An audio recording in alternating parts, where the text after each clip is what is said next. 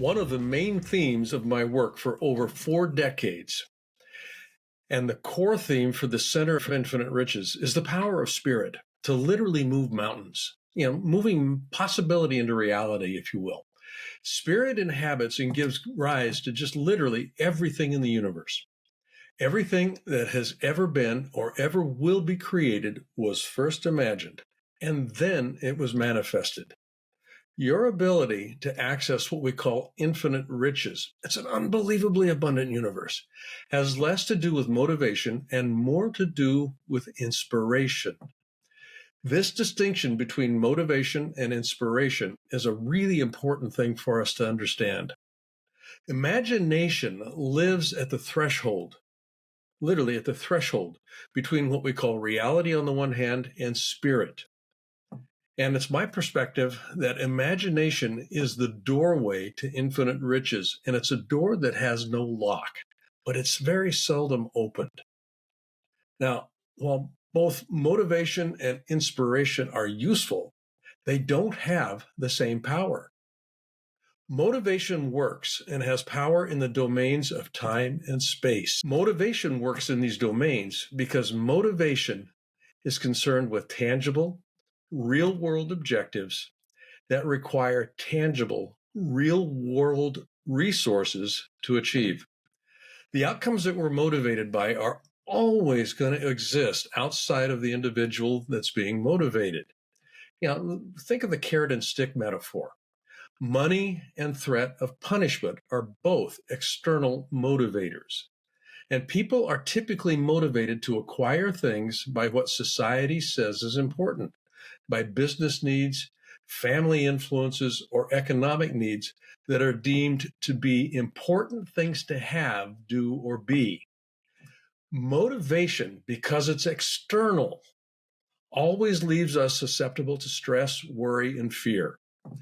Motivational thinking is always future-oriented, and we act to get or avoid what we don't think we have today.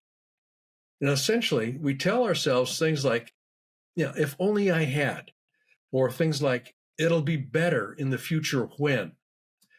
The truth is, what we think we're lacking in the present isn't the problem. The absence of external things isn't the problem at all. It's our thinking and emotions that are at the root of our stress and discomfort. And because our thinking and emotions reside inside us, they are our responsibilities to manage effectively. And this is where inspiration differs from motivation. Inspiration works and has power in the domain of what I call the spirit. It's internally sourced, it comes from in here, and it's always unique to the individual.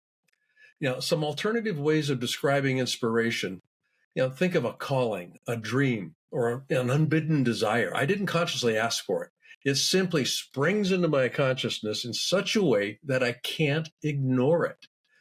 The truth about inspiration is that it's an indication that the spirit that moves to and through me wants to be expressed in the real world. It doesn't reference something I think is missing. Everything already exists in the universe. It simply hasn't yet been manifested. Inspiration is a force triggered by spirit. It's triggered by spirit. That because what I'm inspired to manifest always exists or already exists, it doesn't involve anything that's missing. It simply moves me to look at how it can be manifested in time and space. Again, one way to think of this is to know that it already exists. I just haven't arrived yet. Each of us, each individual one of us is totally unique. Expressing that uniqueness really is our true job in life. And we can do so as we live our lives in the arenas of time and space. Now, what fuels my full expression of my unique self is inspiration. As I grow, if I've learned to listen carefully, I'll be inspired to express myself in ever greater and ever-changing ways.